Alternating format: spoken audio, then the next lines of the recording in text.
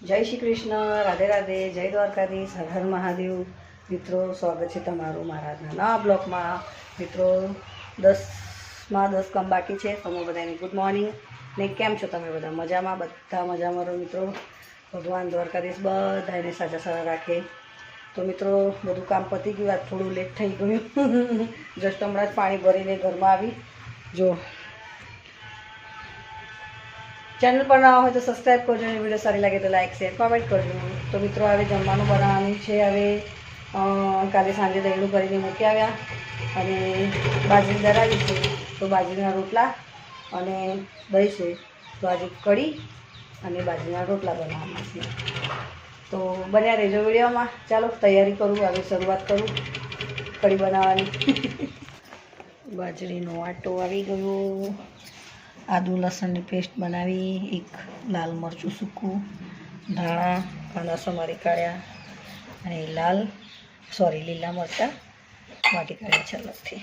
અને આ ચણાનો લોટ. ચલો કઢી બનાવવાની તૈયારી શરૂ થઈ ગઈ છે. ડુંગળી, હળદર, તજ, લવિંગ, મરિયા, આદુ લસણની પેસ્ટ અને દહીં મસ્ત હલોવી નાખી. જો દહીંનો ચણાનો લોટ. રાતની ખીચડી છે, એને શેકી કાઢું.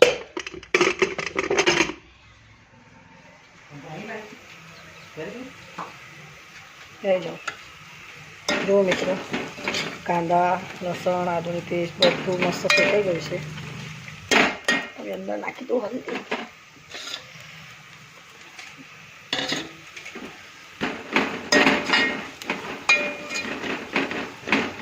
ગુજરાતી કઢી કહો કે પંજાબી કઢી કહો, બધી આપણી માટે તો ઓકે જ છે. ચાલો હવે દહીં નાખી દઉં, પછી ધાણા ધોઈને નાખું.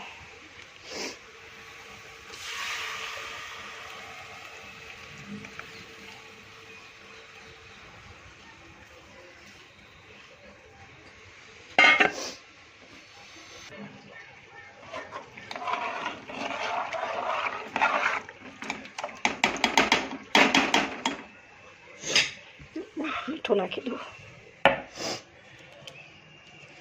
મીઠું ભરવાનું છે, મીઠું ભરવાનું છે.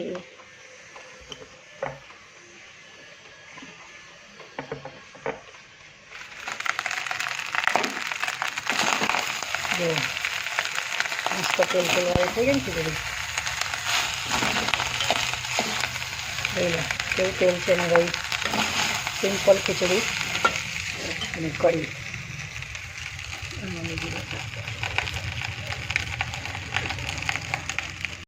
મિત્રો, જમવાનું બની ગયું.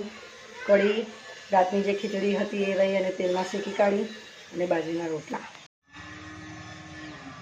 આ રાતની ખીચડી હતી તે ખાલી રહીને તેલમાં જ વઘારી છે. મસ્ત તેલવાળી છે એકદમ. આ કઢી મસ્ત જો ગરમ ગરમ વરણ નીકળે છે અને બાજરીના રોટલા. ચાલો હવે જમવાનું બની ગયું છે. નીચે સિલિન્ડર પણ બંધ કરી દીધું, જોઈ લો. ઘરમાં ચોખ્ખું કરી દીધું, ઝાડુ બાળું બધું મરી ગયું. પંખો કરી દીધો છે બંધ. ચાલો મિત્રો, હવે મારું જમવાનું થઈ ગયું. કઢી બનાવી, રાતની ખીચડી મસ્ત વઘારી કાઢી લઈને અને બાજરીના રોટલા. તો આજ માટે આટલું જ.